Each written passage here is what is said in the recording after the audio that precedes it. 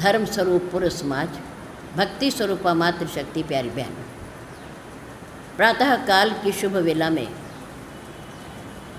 श्री नीलकंठ धाम के पवित्र आंगन में परम पूज्य गुरुदेव जी के चरणारविंद में परमपिता परमात्मा को साक्षी मानते हुए अपने अपने पैरों की चौकड़ी लगाकर बैठते हुए, शरीर को सीधा रखते हुए, मन को अपने पास लाते हुए, चित्त वृत्ति को एकाग्र करके बैठते हुए, चेहरे को मंच की ओर रखते हुए, किसी भी प्रकार की हलचल को रोकते हुए, शांति का दान देते हुए, धर्ममय वातावरण में समय का सदुपयोग करते हुए धर्म की चर्चा, जीवन सुधार की चर्चा, प्रभु की पवित्र पावनी चर्चा कहने और सुनने का प्रयास कीजिए।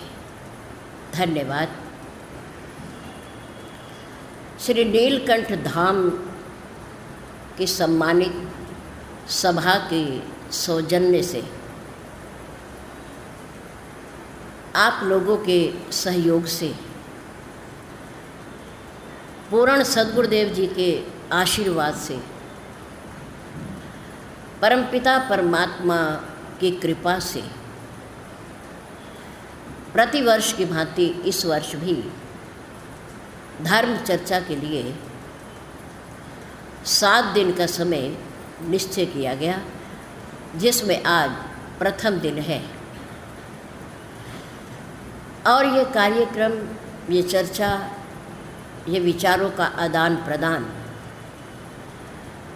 रविवार तक 9 जून तक चलेगा। सूर्य अपनी पूरी शक्ति के साथ आकाश पर विराजमान है। मौसम भी गर्मी का है और तपना भी ज़रूरी है, क्योंकि बिना धरती के तपे बरसात नहीं होती। धरती तपती है तो उसे शीतलता प्रदान करने के लिए बादल पानी बरसाते हैं। इसकी चिंता नहीं हमें, ये तो होगा। गर्मी है, मौसम है गर्मी का, तो गर्मी तो होगी, इसे हम नहीं रोक सकते। पर हम शीतल छाया में बैठे, ताज़ी हवा में बैठे, बाहर घूमना बंद करें, धूप से बचें, गर्मी से बचें। सर्दी का मौसम आता है, हमारे गुरुदेव कहा करते थे कि ये तो ऋतुएं हैं, प्रकृति का नियम है, बारी बारी से तीनों ऋतुएं आएंगी, हम नहीं रोक सकते।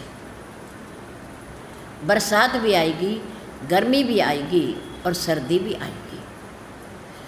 पर मौसम के हिसाब से सर्दी से बचने के लिए, बरसात से बचने के लिए, गर्मी से बचने के लिए हम क्या करें, हमें क्या करना है, उस पर विचार करना है। सर्दी है तो सर्दी तो होगी, इसमें कोई संदेह नहीं, पर सर्दी से बचने के लिए हम गर्म कपड़ों का उपयोग कर सकते हैं, तो सर्दी से बच जाएंगे। बरसात का मौसम है तो बरसात तो आएगी ही। बरसात के बिना गर्मी से राहत नहीं मिलती। बरसात के बिना धरती की उपजाऊ शक्ति नहीं बढ़ती। फसल अच्छी उगती है जब बरसात होती है।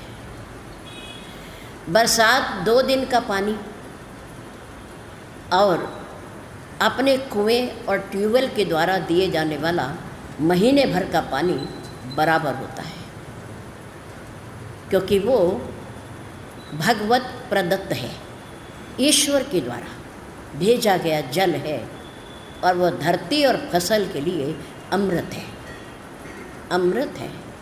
हमारे गुरुदेव कहते थे, बरसात से कभी भी नुकसान नहीं होता। ये हमारा स्वार्थ है, कि हम बाहर कार्य करने नहीं जा सके, हम भीग गए, हम बीमार हो गए, हम दुकान पे नहीं जा सके, हमारा कोई कार्य रुक गया, ये तो हमारा स्वार्थ है।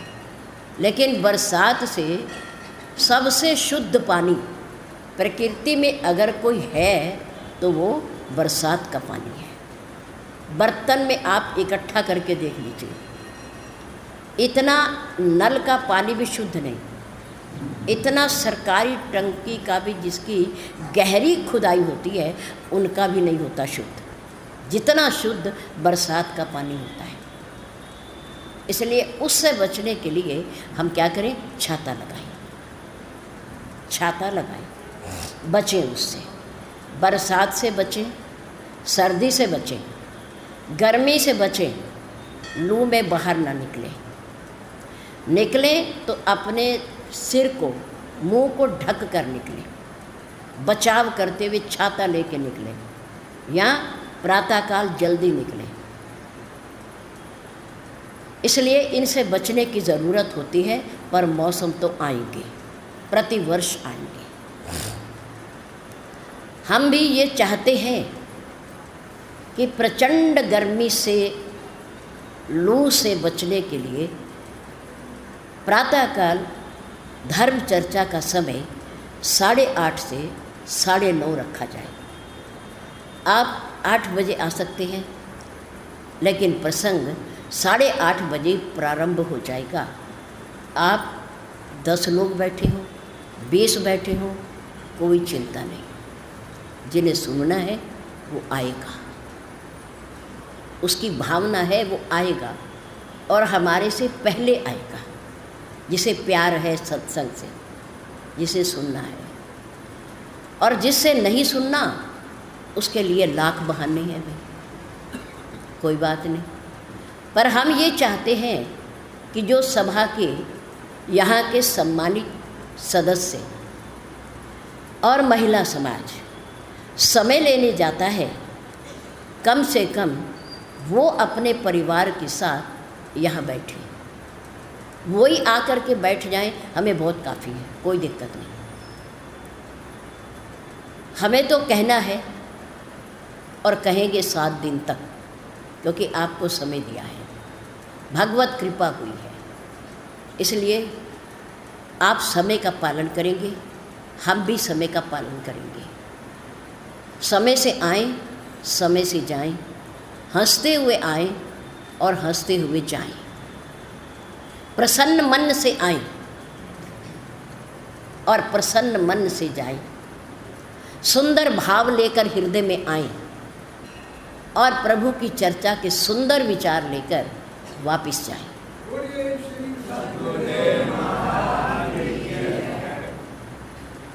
जिनके जीवन की गति और मति आज भी सत्य के मार्ग पर चल रही है, धर्म के मार्ग पर चल रही है, तो उनके जीवन रूपी रथ के चालक आज भी कौन है? भगवान श्री कृष्ण है। पांडवों के रथ के सारथी बने कौन? भगवान श्री कृष्ण। ईश्वर, परमात्मा, पार ब्रह्म, जगदाधार, अखिल ब्रह्मांड नायक ईश्वर अपने सखा, अपने सेवक अर्जुन के सारथी बने। उन्होंने रथ चलाया, रथ हाँका। क्यों हाँका? क्योंकि पांडव सत्य के मार्ग पर थे, धर्म के मार्ग पर थे, जीवन में कष्ट सहन किए, मुसीबत सहन की, 12 बरस का वनवास काटा, 1 बरस का अज्ञातवास भी उन्होंने निभाया। छिप कर रहे, लाक्षागृह में जलने से बचे, द्यूत क्रीड़ा में जुए के खेल में धोखे से हराई गई, लेकिन फिर भी पांचों भाइयों ने धर्म का मार्ग नहीं छोड़ा, सत्य का मार्ग नहीं छोड़ा। इसलिए भगवान श्री कृष्ण उनके रथ के सारथी बने। लेकिन आज भी परमात्मा कहीं गया नहीं है, आज भी हमारे बीच में है, हमारे पास है। पांडवों की भांति यदि हमारे जीवन की गति और हमारी मति यानी बुद्धि, हमारी मति और हमारे जीवन की गति यदि सत्य के मार्ग पर है, धर्म के मार्ग पर है, तो इसमें कोई संदेह नहीं कि आपके जीवन रूपी रथ को अगर वो चल रहा है तो उसे चलाने वाला कौन है? भगवान है। आज भी हैं, चला रहे हैं।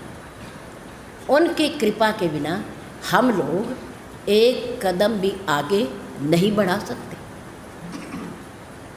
एक सांस भी नहीं ले सकते। अगर वो ना चाहे तो, वो कृपा ना करे तो। इसलिए सत्य पर, धर्म पर अड़े रहो, अडिग रहो। व्यक्ति के साथ ही धर्म आता है और साथ ही जाता है, वो साथ नहीं छोड़ता, पर हम छोड़ देते हैं अपने स्वार्थ के कारण, धन के कारण, अपनों के कारण हम धर्म छोड़ देते हैं, लेकिन दुनिया को नहीं छोड़ते। पर अंत में साथ कौन जाता है? धर्म जाता है, दुनिया नहीं जाती, भोग पदार्थ नहीं जाते। ये सत्य को पकड़े रहो, धर्म को पकड़े रहो। धर्म के लिए ही हकीकत राय ने अपनी गर्दन कटवा ली थी, और धर्म के लिए ही प्रहलाद ने अपने स्वयं के पिता से अनेकों कष्टों को सहन किया। धर्म के लिए ही ध्रुव बालक ने 5 वर्ष की अवस्था में भगवान की खोज कर ली थी, भगवान के भजन के लिए चल पड़े थे। धर्म के लिए ही सती सावित्री ने अपने पतिव्रत धर्म का पालन किया और यमराज से अपने पति के प्राणों को वापस ले आई, वापस ले आई। बहुत सारे प्रमाण हैं। भीष्म पितामह ने बाण शैया पर लेटे लेटे पांडवों को धर्म उपदेश दिया,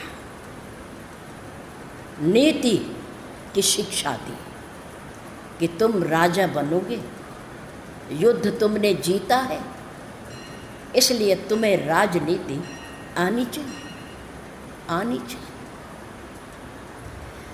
सूर्य उत्तरायण की प्रतीक्षा में भीष्म पितामह बाणों पर लेटे रहे, बाणों पर शरीर का रक्त बहता रहा कुरुक्षेत्र के मैदान में।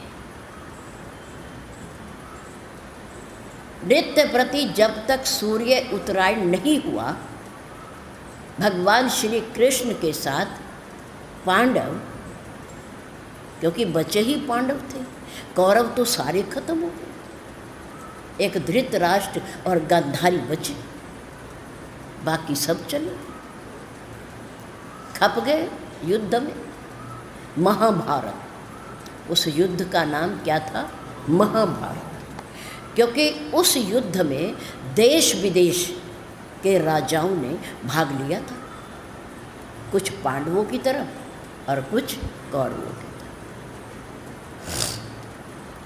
नित्य प्रति उपदेश सुनने आते हैं धर्म का, एक दिन धर्म पर चलने के लिए भीष्म पितामह ये धर्म क्या है उसकी व्याख्या कर रहे थे। व्याख्या तो अग्निपुत्री यज्ञपुत्री राजा द्रुपद की पुत्री बेटी और अर्जुन धनुर्धारी अर्जुन की धर्मपत्नी बाद में माता के आदेश पर वो पांचों पांडवों की पत्नी कहलाई, लेकिन स्वयंवर में जीतकर कौन लाया? अर्जुन है। अर्जुन ही लाए थे। अर्जुन ने ही शर्त पूरी की थी राजा द्रुपद की।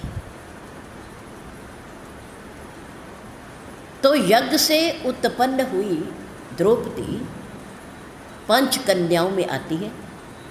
विवाहित होकर के भी वो कन्या है, वो पवित्र है। उपदेश सुनते सुनते हंसने लगी और हंसते हुए बड़ों के सामने, और कष्ट में है भीष्म पितामह, हंसना नहीं चाहिए, ये मर्यादा है। द्रौपदी ने मुख पर कपड़ा रख लिया, वस्त्र रख लिया और अंदर मुस्कुराने लगी, हंसने लगी।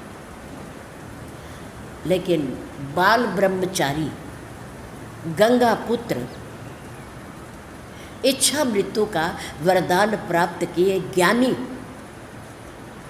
हस्तिनापुर राज्य के रक्षक, उन्होंने देख लिया कि द्रौपदी हंस रही है और ये साधारण कन्या नहीं है, यज्ञ की अग्नि से प्रकट हुई है। हंस रही है तो इसका कारण तो जरूर होगा।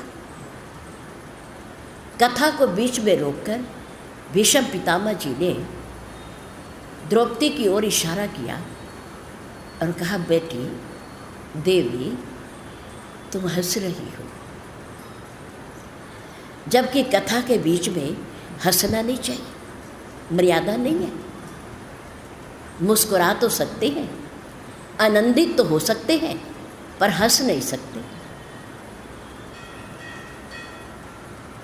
द्रौपदी ने कहा, नहीं पितामह ऐसा कुछ नहीं, ऐसा कुछ नहीं। भीष्म पितामह ने कहा, नहीं बेटा तुम हमारी संतान हो, हमारी पुत्र वधू हो, हमारी कुल की शान हो, लक्ष्मी हो, और फिर तुम कोई साधारण कन्या नहीं हो, धनुर्धारी अर्जुन की धर्मपत्नी हो तुम। कोई बात तो है। द्रौपदी ने नीचे मुख किया और फिर कहने लगी, नहीं पितामह ऐसा कुछ नहीं है, ऐसा कुछ नहीं है। पितामह ने कहा, नहीं बेटी बताना तो पड़ेगा ही ना, मेरे से कोई भूल हुई होगी, गलती हुई होगी और तुम्हें बुरा लगा होगा। द्रौपदी ने विचार किया, जब बार बार एक बड़े हैं, हमारे पूज्य हैं, पूछ रहे हैं तो बता ही देना चाहिए। तो द्रौपदी ने कहा, पितामह आप बहुत सुंदर, बहुत अच्छा धर्म उपदेश कर रहे थे, धर्म नीति की, राजनीति की आप बातें समझा रहे थे और हम सब बैठकर बड़े प्यार से सुन रहे थे। लेकिन जब आपने कहा कि धर्म सर्वोपरि है, धर्म की रक्षा करनी चाहिए और समय आने पर धर्म भी हमारी रक्षा करता है, लोक और परलोक में हमारे साथ जाता है। तो मैं इसलिए हंस पड़ी कि आज जब सब कुछ खत्म हो गया, कुछ भी नहीं बचा, एक 5 पांडवों मेरे और माँ कुंती और राजा धृतराष्ट्र और माँ गांधारी के सिवा राज परिवार में कुछ भी नहीं बचा।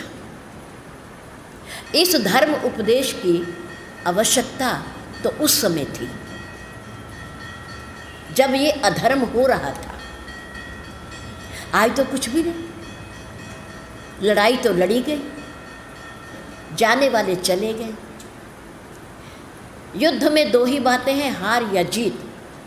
कौरवों की हार हो गई, पांडवों की जीत हो गई। एक तरफा बात है कि पांडवों ने जीत लिया महाभारत का युद्ध। अब धर्म का उपदेश देने के लिए बचा ही क्या है? इसकी जरूरत तो उस समय थी जब जुआ खेला जा रहा था और हमें हराया जा रहा था कपट से, छल से। शांतनु के पास और गोटी थी और पांडवों के पास और गोटी थी। छल हो रहा था हमारे साथ। उस समय आप सभा में विद्यमान थे। आप कहते ऐसा नहीं चलेगा, ये कपट हो रहा है, शांतनु नहीं खेलेगा, पांडव और कौरव खेलेंगे। उसका क्या मतलब है? वो तीसरे घर का आदमी है, वो हमारे घर का नहीं था, हमारे परिवार का नहीं था। वो क्यों खेला हमारे साथ? हमें कौरवों के साथ खेलना था, दुर्योधन के साथ खेलना था। नंबर 2, जुए में अपनी संपत्ति हारने का हक है व्यक्ति को, दूसरों की संपत्ति हारने का अधिकार नहीं है। पांडवों ने अपना राज्य हारा, अपना शरीर हारा, अपना सब कुछ हारा, लेकिन उसे मुझे दांव पर लगाने की उस समय कोई अधिकार नहीं था। उन्होंने पत्नी को, द्रौपदी को, एक महिला को क्यों दांव पर लगाया? ये अनर्थ है, ये अच्छी बात नहीं है। महिला घर की लक्ष्मी होती है, देवी होती है, पूजा के योग्य होती है। यत्र नार्या पूजयन्ति तत्र वसन्ते देवता। जहाँ नारियों की पूजा होती है वहाँ देवता निवास करते हैं। आपने क्यों नहीं धर्म उपदेश दिया? चलो, मुझे हार गए थे, आप बैठे थे बड़े वहाँ, आप कहते देखो वो हमारे घर की शान है, उसे तुम दरबार में नहीं लाओगे, सैनिकों के बीच में नहीं लाओगे, छोटे बड़े के बीच में, पुरुषों के बीच में नहीं लाओगे, वो महिला है, वो सम्मान के योग्य है। आपने क्यों नहीं रोका?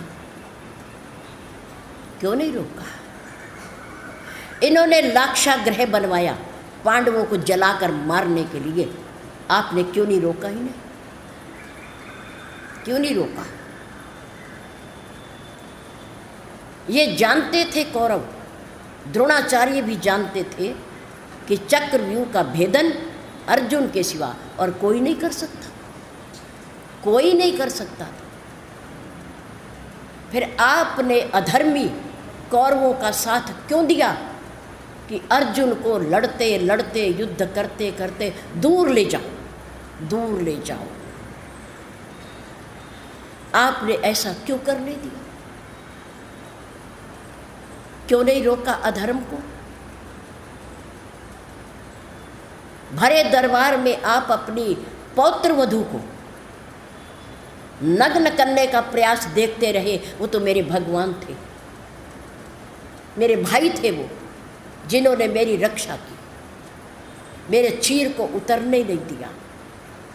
वरना धृतराष्ट्र भी वहीं बैठे थे, सुन तो रहे थे, देख नहीं रहे थे। तो आप भी वहीं बैठे थे, द्रोणाचार्य भी वहीं बैठे थे, कृपाचार्य भी वहीं बैठे थे।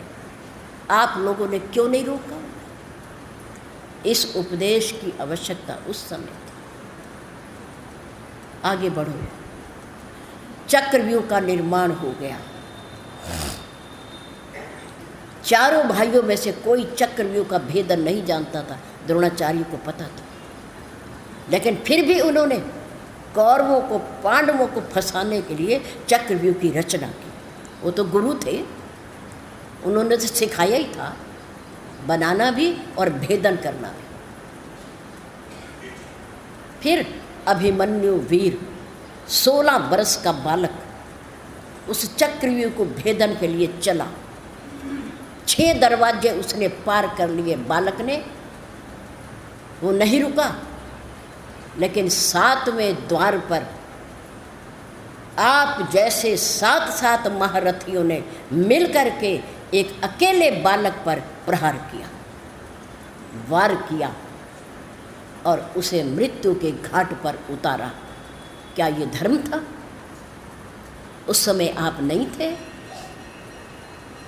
अब भीष्म पितामह गंगा पुत्र की आंखें नीची हो गई, क्योंकि ये सब घटनाएं उनके सामने घटित हुई थी, उनके सामने हुआ था ये सब। लेकिन वो जानते थे कि ये सब कपट हुआ पांडवों के साथ, लेकिन अपने धर्म को बचाने के लिए भीष्म पितामह ने अपने पूज्य पिता शांतनु के सामने ये प्रण किया था, पूज्य पिताजी, कुछ भी हो मैं विवाह तो नहीं करूँगा, मेरी संतान भी नहीं होगी, मैं खुद भी राजा नहीं बनूंगा, लेकिन मैं वचन देता हूँ कि आपके इस हस्तिनापुर राज्य की राजधानी की मैं रक्षा करता रहूँगा, कुछ भी हो मैं रक्षा करता रहूँगा। उस प्रण को निभाने के लिए बाल ब्रह्मचारी भीष्म पितामह जी ने ये सारी अधर्म की घटनाओं को अपनी आँखों से देखा भी और रोका भी नहीं, सिर्फ इस बात को रखने के लिए कि मैं हस्तिनापुर की रक्षा करूँगा। पांडवों से हस्तिनापुर छीन लिया गया, कौरवों के पास हस्तिनापुर था और युवराज दुर्योधन था, दुष्ट बुद्धि वाला दुर्योधन, और नेत्रहीन व्यक्ति को गद्दी पर बिठा दिया, गद्दी राजा बना, जिसको दिखाई ही नहीं दे, वो क्या देखेगा? संतान के मोह में सुनता तो रहा पर देख नहीं पाया मेरे बच्चे क्या कर रहे हैं, क्या कर रहे हैं। दुर्योधन को मैं युवराज, मैं भावी राजा, उसे अहंकार हो गया। और अहंकार, पद और मद में कोई ज़्यादा अंतर नहीं है।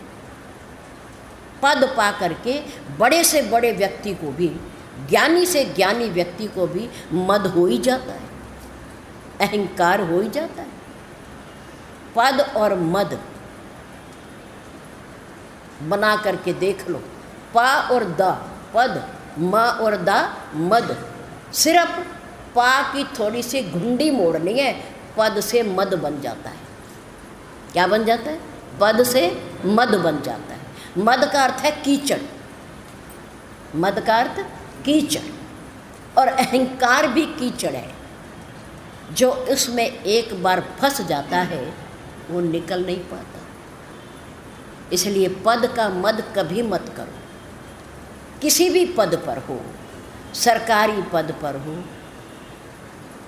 दुकान के पद पर हो, मालिक हो आप, फैक्ट्री के पद पर हो, मालिक हो वहाँ के आप, एमडी हो वहाँ के, प्रेसिडेंट हो वहाँ के, किसी ट्रस्ट में पद मिला हुआ है, किसी संस्था में पद मिला हुआ है, पर पद का कभी अहंकार नहीं करना चाहिए। मद कभी मत करो, क्योंकि अहंकार कभी भी किसी का टिकता नहीं है, और ये भगवान को पसंद नहीं है, भगवान को पसंद नहीं है। अहंकार युक्त व्यक्ति दूसरों को झुकाकर आनंदित होता है, और संस्कारवान व्यक्ति दूसरों के सामने झुककर खुश होता है। संस्कारवान झुकता है और अहंकारी व्यक्ति झुकाता है। प्रणाम करो, मेरे आने पर खड़े हो जाओ। भगवान शंकर और दक्ष प्रजापति की इसी बात को लेकर अनबन हो गई थी। सारे देवी देवता बैठे। ब्रह्मा जी ने अपने पुत्र दक्ष को अपना युवराज बनाया, प्रजापति बनाया, प्रजापति। सारी सभा लगी हुई है, सारे देवी देवता बैठे हैं उसमें। भगवान शंकर जी भी हैं, भगवान विष्णु जी भी हैं और ब्रह्मा जी तो है ही हैं। अन्य देवी देवता भी वहाँ बैठे, 33 कोटि। उधर से दक्ष आए, दक्ष आए, प्रजापति बने, उन्हें पद मिला है, कुर्सी मिली है, अधिकार मिला है। उनके स्वागत के लिए सभी देवी देवता खड़े हो गए, खड़े हो गए। सम्मानित व्यक्ति आ रहा है, खड़े हो गए। पर भगवान शंकर खड़े नहीं हुए। सब खड़े हो गए पर भोलेनाथ खड़े नहीं हुए, वो बैठे रहे। अब दक्ष सबकी ओर देख रहे हैं कि सब मेरा सम्मान कर रहे, मुझे फूलों की माला पहना रहे, खड़े हो गए मेरे आने पर, मेरा सम्मान स्वागत हो रहा है। पर ये क्यों बैठे हैं, ये क्यों बैठे हैं, ये क्यों नहीं खड़ा हुआ है? मैंने इसे बेटी दिया इसलिए, ये मेरा दामाद है इसलिए। पर दामाद को भी तो खड़ा होना चाहिए, ससुर के आने पर प्रणाम करना चाहिए, ये क्यों नहीं खड़े हैं? उसके मन में गांठ पड़ गई कि मैं प्रजापति, युवराज, भावी ब्रह्मा, और मेरे आने पे ये खड़े नहीं। अहंकारी व्यक्ति, पद का अहंकार हो गया उसे, मद हो गया दक्ष को। क्यों नहीं खड़े हुए भगवान शंकर? इसलिए नहीं खड़े हुए कि बाकी सब तो हैं देवता, देवी देवता, और भगवान शंकर हैं आदि देव। कौन है ये? आदि देव। इनके ना आदि का पता है ना अंत का पता है। बाकी तो सब देव हैं और ये देवों के महादेव हैं, महादेव। महादेव भला खड़ा क्यों होगा? क्यों होगा? देव के आने पर महादेव खड़ा क्यों होगा? दक्ष प्रणाम करता, ये तो महादेव है, ये आदि देव है, ये भोलेनाथ है। भगवान विष्णु और ब्रह्मा जी के पास एक एक विभाग है, लेकिन भोलेनाथ के पास 2 विभाग है। ब्रह्मा जी के पास रचना का विभाग है और भगवान विष्णु के पास पालन करता, सृष्टि के पालन करता का विभाग है। और भगवान शंकर के पास मृत्यु, संहार करता, काल के भी काल, महाकाल, और नंबर 2 प्रलय करता, प्रलय करता। जब सृष्टि के अंतिम चरण में प्रलय आती है तो भोलेनाथ जी का तीसरा नेत्र खुलता है, तीसरा नेत्र खुलता है तो प्रलय आती है, सृष्टि खत्म हो जाती है, लय हो जाता है उसका, सब जल ही जल हो जाता है, कुछ नहीं रहता एक परमात्मा की ज्योति के सिवा, और कुछ नहीं रहता। क्यों खड़े हो? ऐसे देवता, महादेव, आदि देव क्यों खड़े हो? 2 विभाग वाले, और दक्ष के पास तो अभी कोई भी विभाग नहीं। वो तो जब ब्रह्मा जी रिटायर होंगे तब आएगा उनका नंबर, वैसे थोड़ी आ जाए, उनके बाद है वो।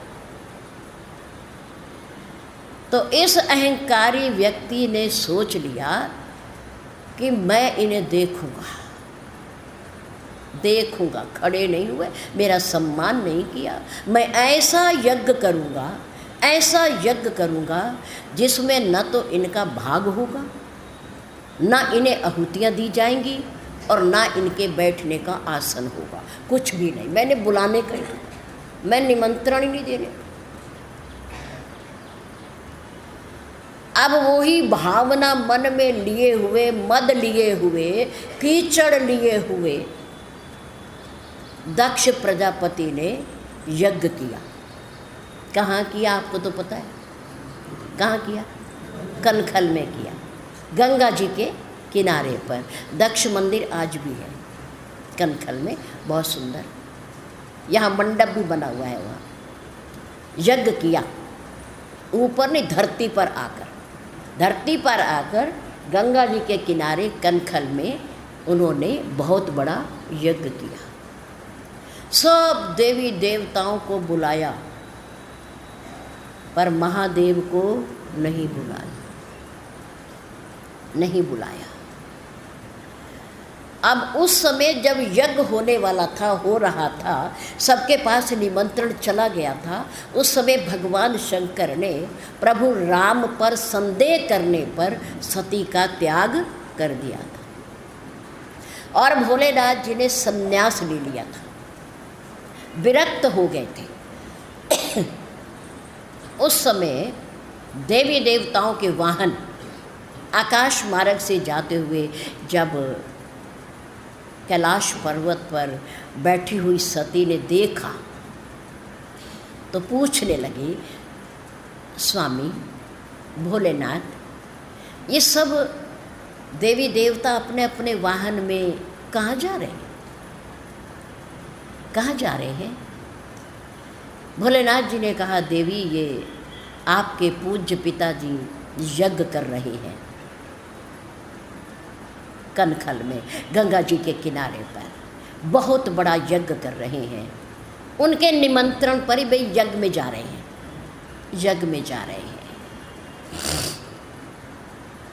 सती ने कहा, फिर वो मेरे भी पिताजी हैं, मुझे तो निमंत्रण आया नहीं।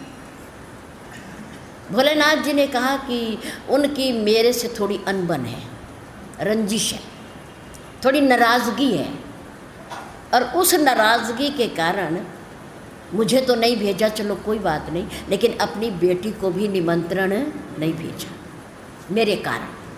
मेरे कारण तुम्हारे पास भी निमंत्रण नहीं आया।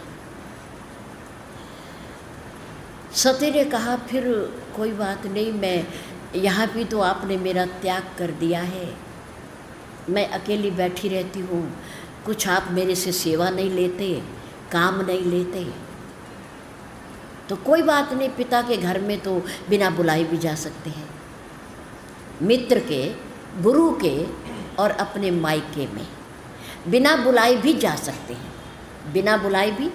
सकते हैं, पर जहाँ सम्मान ना हो, स्वागत ना हो, निमंत्रण ना हो, वहाँ चाहे गुरुदेव हो, चाहे मित्र हो और चाहे अपने पिता का घर हो, वहाँ नहीं जाना चाहिए।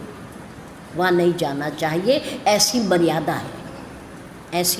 है, नहीं जाना चाहिए। सती ने कहा, चलो कोई बात नहीं, थोड़ी दिन मैं अगर जाऊंगी, लगा आऊँगी तो पिता का घर ही तो है, अगर आप आज्ञा दे दें तो मैं चली जाती हूँ, कोई बात नहीं बुलाया ना सही, कोई बात नहीं। शंकर जी ने कहा, तुम्हारी इच्छा, तुम्हारा मन कर रहा है तो तुम चली जाओ, कोई बात नहीं। भोलेनाथ जी ने अपने 1-2 गण भेजे सती के साथ और वो यहाँ आ गई गंगा जी के किनारे कनखल में, जहाँ यज्ञ हो रहा था। अब उससे 7 बहनें हैं, ये प्रजापति दक्ष की 7 कन्याएं हैं।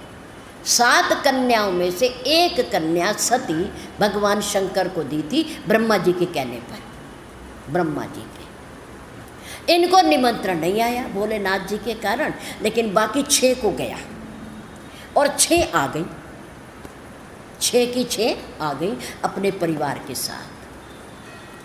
अब जब उन्होंने देखा भगवान भोलेनाथ के गण आए हैं, उन्होंने सूचना दी कि सती जी आई हैं, माँ आई।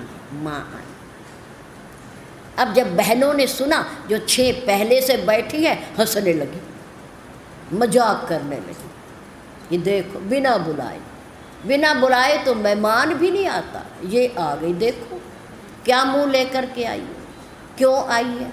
उपहास करने लगी, मजाक करने लगी। कोई भी उसके आने पर उसको मिलने के लिए उठकर नहीं आया, रामायण में लिखा हुआ है, नहीं आया। केवल एक एक माँ ममता की मूर्ति, उसकी संतान कैसे भी हो माँ की, उसे सब प्यारी होती हैं, सब बराबर प्यार के अधिकारी होते हैं। माँ उठी हंसती हुई, मुस्कुराती हुई और सती को अपने गले से लगा लिया। एक माँ मिली और कोई नहीं मिला उसे। दक्ष भी कुड़ने लगा कि ये क्यों आ गई है, बुलाया नहीं, क्यों आ गई है। चलो खैर, बेचारी ने अपमान का घूंट पी लिया। वहाँ भी ऐसे उदासी बैठी थी, पिता के घर आ गई। उसे महसूस नहीं हुआ, थोड़ा हुआ, पर कोई बात नहीं, चलो माँ तो मिली, उसे सहारा मिला। सहारा जब सब यज्ञ में जाने लगे, सती भी उठ के चली। माँ ने कहा चल बेटी तू भी चल, कोई बात नहीं, तेरे पिता ने नहीं बुलाया भोलेनाथ को, तू आ गई है, कोई बात नहीं, आ जा। चले, यज्ञ मंडप में पहुंची। क्या देखा, क्या देखा कि सारे देवी देवताओं के आसन तो हैं और वो सब आके बैठ गए, लेकिन भोलेनाथ जी का वहाँ आसन भी नहीं है, आसन भी नहीं। उसने देखा चलो नहीं बुलाया कोई बात नहीं, पर आसन तो लगाते ना, वो भी तो 33 कोटि में आते हैं, आसन तो लगाते हैं, उनका आसन भी नहीं लगाया। सती ने सोचा मेरे पति देव शंकर जगत वंदे जगदीशा, सुर नर मुनि सब नामई शीशा। मेरे पति जगत के ईश्वर, भले ही मेरा थोड़ा सा उनके साथ विरोध था, पर अब नहीं है, अब नहीं है। उन्होंने मेरा त्याग कर दिया, पर मैं उनकी पत्नी तो हूँ ना, मेरे पति तो है ना वो, और जगत वंदना करते हैं उनकी, जगत के ईश्वर है, संहार करता है, प्रलय करता है, देवों के देव है, महादेव है। और सुर नर मुनि देवता मनुष्य मुनि लोग सब उन्हें प्रणाम करते, उनके आगे झुकते हैं। और मेरा ये पिता अल्पज्ञ दुष्ट बुद्धि वाला यज्ञ कर रहा है, और इसमें यज्ञ की आत्मा है ही नहीं। ये जितने बैठे हैं ये शरीर है, शरीर तब तक काम का नहीं है जब तक उसमें आत्मा नहीं रहती। आत्मा है तो शरीर है, और आत्मा नहीं है तो शरीर भी नहीं है, शरीर भी जड़ है। सती ने कहा जिस शरीर में आत्मा ही नहीं है वो शरीर किस काम का, किस काम का? वो तो शमशान घाट ले जाकर जलाने के योग्य है, जड़ है वो तो। मेरा पिता जड़ हो गया, इसकी बुद्धि जड़ हो गई, सोचा ही नहीं। शरीर ला के रख दिया, सब देवी देवता बुला लिए, आत्मा आई नहीं इसमें। मेरे पति देव यज्ञ की आत्मा है, उनके बिना यज्ञ नहीं हो सकता, और मैं ये यज्ञ सफल होने भी नहीं दूंगी। श्री रामचरितमानस में लिखा हुआ है कि सबसे अधिक जाति अपमाना, जाति का अपमान एक ऐसा अपमान है जो व्यक्ति से सहन नहीं होता, नहीं होता। मेरे पति का अपमान, भले ही उन्होंने मेरा त्याग कर दिया, पर मेरे पति हैं, मेरे मन में बसते हैं। ये मेरा दोष था, उनका दोष नहीं है। मैंने उनका कहना नहीं माना, उनकी आज्ञा नहीं मानी और परीक्षा लेने चली गई। मेरा दोष है, उनका कोई दोष नहीं है। उस समय सती ने क्रोध में आकर के अपने शरीर को योग अग्नि, हवन कुंड में नहीं, गलत नहीं धारणा बनानी चाहिए, हवन कुंड की अग्नि में नहीं। कौन सी अग्नि में? योग अग्नि में। क्रोध तो उन्हें आ ही रहा था, अग्नि तो उनके अंदर जल ही रही थी, क्रोध रूपी। उस क्रोध रूपी अग्नि को उन्होंने योग अग्नि बना लिया और अपने शरीर को वहाँ समाप्त कर दिया, योग अग्नि में समाप्त कर दिया। और यज्ञ हो रहा हो और किसी की मृत्यु हो जाए, है देह अवसान हो जाए, तो वहाँ अपवित्रता हो जाती है, अपवित्रता। अब उस यज्ञ में अपवित्रता होगी कि दक्ष की कन्या दक्ष के घर में आकर के योग अग्नि में उन्होंने अपने शरीर को दहन कर दिया, मृत्यु हो गई, शरीर छोड़ दिया। अब ये यज्ञ अपवित्र हो गया, इसमें आहुतियाँ नहीं दी जाएंगी, यज्ञ खत्म हो गया। सब देवी देवता उठ करके चले गए, हाहाकार होने लगा। वीरभद्र गण ने भगवान शंकर को सूचना दी, प्रभु ऐसा ऐसा हो गया, माँ ने ऐसा कर लिया। अब भगवान शंकर को भी क्रोध आया, वो कैलाश पर्वत से चले, भले ही त्याग कर दिया हो, पर पहले तो पत्नी रही है ना, विवाह तो हुआ है ना, ऐसा तो नहीं संबंध विच्छेद हो गए, वो अलग बात है, लेकिन पत्नी तो थी ना। भगवान भोलेनाथ जी गए और सती के शरीर को वहाँ से उठाकर ले आए। धर्म का पालन, भोलेनाथ के पास दो विभाग, प्रलयकर्ता और महाकाल मृत्यु के देवता। धर्म का पालन जहाँ नहीं होता वहाँ आसुरी वृत्तियाँ आकर के निवास करती हैं, आसुरी वृत्तियाँ, दैवी नहीं, आसुरी, जहाँ धर्म का पालन नहीं होता। धर्म सर्वोपरि है, सर्वोपरि। तो भीष्म पितामह उपदेश दे रहे हैं। द्रौपदी ने कहा, पितामह ये धर्म नहीं था, आपने सब कुछ अपनी आंखों से देखा, सुना और सहन किया, आपने हमारा अपमान भी सहन किया आपने। जो धर्म उपदेश आज दे रहे वो आप ये उस समय में देना चाहिए था, उन मौक़ों पर देना चाहिए था, आज इसकी कोई ज़रूरत नहीं है। हम धर्म पर रहे, पर आप गंगा पुत्र होकर के भी अधर्म पर रहे और आज धर्म उपदेश कर रहे हो। भीष्म पितामह ने कहा, देवी तुम ठीक कहती हो, तुम्हारा कहना उचित है, तुम्हें अधिकार है कहने का कि ये सब कुछ मेरे सामने हुआ, सब कुछ मेरे सामने। जब श्री कृष्ण ने दुर्योधन के पास संधि प्रस्ताव लेकर आए और ये कहा कि दुर्योधन देखो, पांडव तुम्हारे से आधा राज्य नहीं मांगते, वो लड़ाई नहीं चाहते, चुपचाप अपने राज्य में से जो गांव तुम्हें पसंद ना हो वो 5 गांव उन्हें दे दो, वो गुजारा कर लेंगे, कोई बात नहीं, पर रहेंगे यहीं हस्तिनापुर की राजधानी में।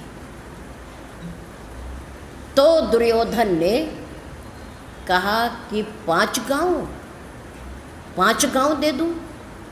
क्यों?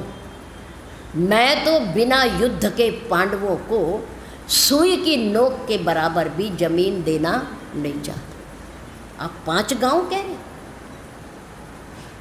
नहीं मिलेगा, कुछ नहीं मिलेगा, युद्ध के बिना कुछ नहीं मिलेगा। तो भीष्म पितामह उस समय कह सकते थे, क्योंकि वो सर्वोपरि थे, वो हस्तिनापुर राज्य के रक्षक थे, कह सकते थे दुर्योधन तुम नहीं, मैं बड़ा हूँ तुम्हारे में से, मैं 5 गांव जरूर दूंगा। लेकिन भीष्म पितामह ने उस समय भी दुर्योधन को रोका नहीं, अपनी बात ऊपर नहीं रखी। क्यों नहीं रखी? बड़ा आदमी ये कह सकता है कि तुम नहीं दोगे तो मैं दूंगा। अगर किसी संतान के साथ, किसी बच्चे के साथ अन्याय हो रहा होगा तो पिता को बोलने का हक है, वो कह सकता है, वो बड़ा है, वो सर्वोपरि है, और नहीं कहेगा तो वो संतान के साथ अन्याय करेगा। अन्याय करेगा। कौरव अन्याय पर थे और पांडव न्याय पर थे। कौरव अधर्म पर थे और पांडव धर्म पर थे। और कौरव असत्य का साथ दे रहे थे और पांडव सत्य का साथ दे रहे थे। वो ठीक थे, वो धर्म का पालन कर रहे थे। भीष्म पितामह ने कहा, देवी तुम सही कह रही हो, लेकिन उस समय मेरी मजबूरी थी। क्या? कि देखो, मैं राजमहलों की सुख सुविधाओं का आनंद ले रहा था, सुख भोग रहा था, महलों में बैठा रहा मैं। और वो महल राजा धृतराष्ट्र के थे, दुर्योधन के थे महल। और दुर्योधन के द्वारा, दुष्ट बुद्धि के द्वारा कमाए गए अन्न का मैं पान कर रहा था, मैं खा रहा था। और उस अन्न से मेरा मन बना, मेरा शरीर बना, मेरा रक्त बना, मेरा मज्जा बना और मेरी बुद्धि बनी। 5, उस अन्न से मेरा मन बना। दूषित अन्न खाकर मेरा मन भी कैसा हो गया? दूषित हो गया। मेरी बुद्धि भी दूषित हो गई, मेरा शरीर भी दूषित हो गया, मेरा रक्त भी दूषित हो गया, दूषित हो गया था। और मैं भलाई बुराई में फर्क नहीं कर पाया, धर्म अधर्म को नहीं समझ पाया, सत्य असत्य को नहीं कह पाया, मैं निर्णय नहीं दे पाया। देवी, ये मेरा दोष है और समय का दोष कह लो, समय का दोष कह लो। द्रौपदी ने कहा, तो पितामह, दूषित अन्न खा करके आपकी बुद्धि दूषित हो गई, मन दूषित हो गया, रक्त दूषित हो गया, शरीर दूषित हो गया, लेकिन आज कैसे आप दे रहे हो धर्म उपदेश? आज कैसे दे रहे हो?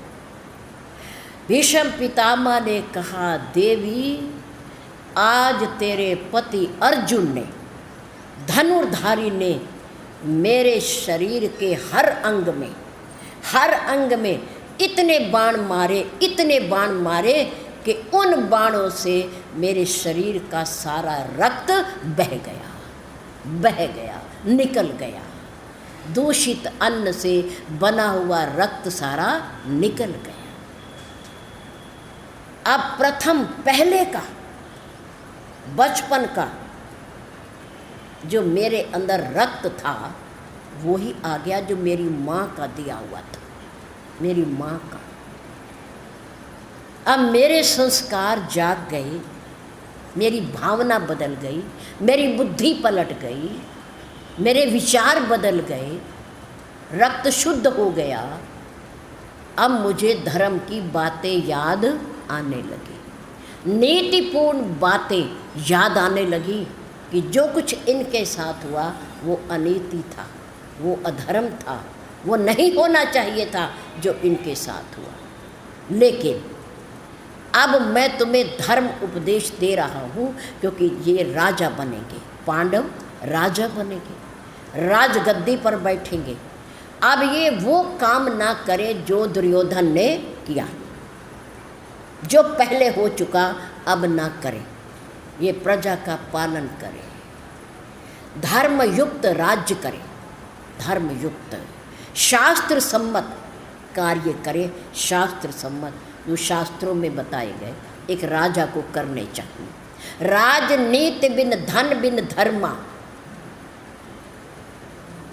राजनीति के बिना राज्य नहीं चलता और धर्म नीति के बिना राज्य नहीं चलता। ये दोनों होने चाहिए, राजनीति भी हो और धर्म नीति भी हो, दोनों होने चाहिए।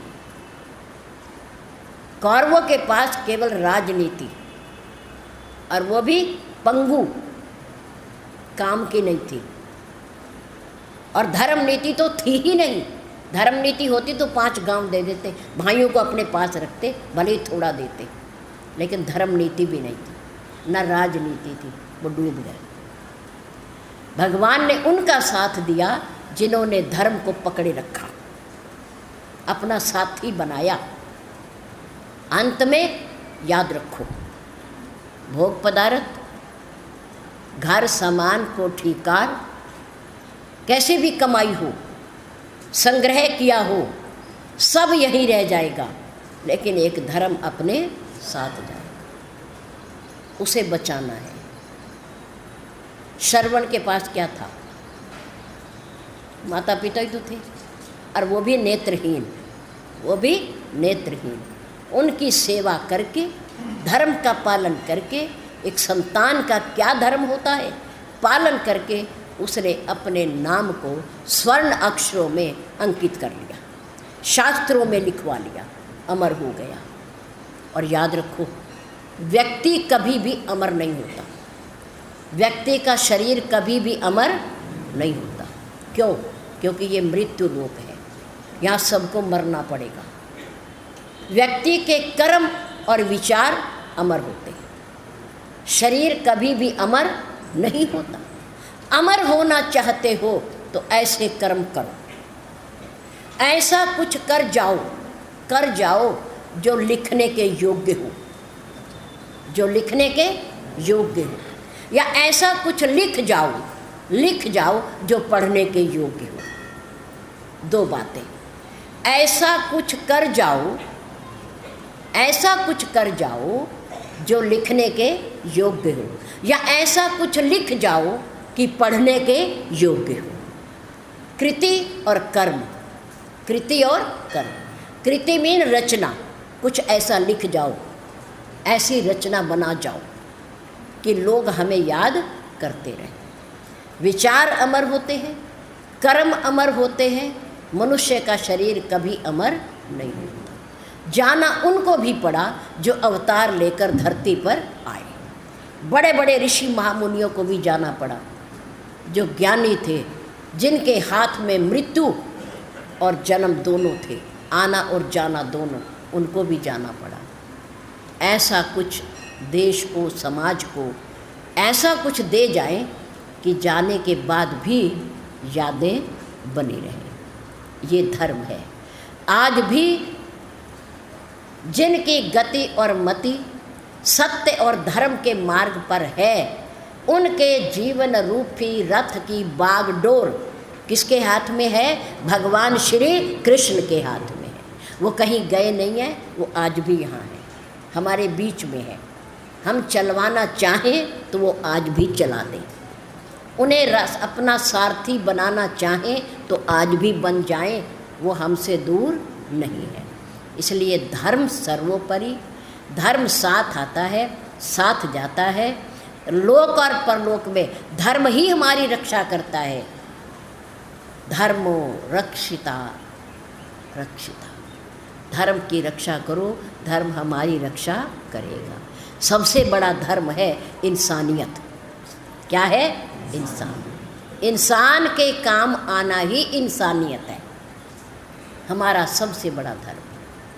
सत्संग के माध्यम से सद्बुद्धि प्राप्त होती है, जो हमें धर्म की ओर ले जाती है। इसलिए 6 दिन का और हमारे पास समय है। समय से हम आए, बैठें, शांतिपूर्वक कुछ कहें भी और सुनें भी। आप सुनाएंगे, हमें खुशी होगी, प्रसन्नता होगी, हम भी सुनेंगे। बहुत बहुत धन्यवाद।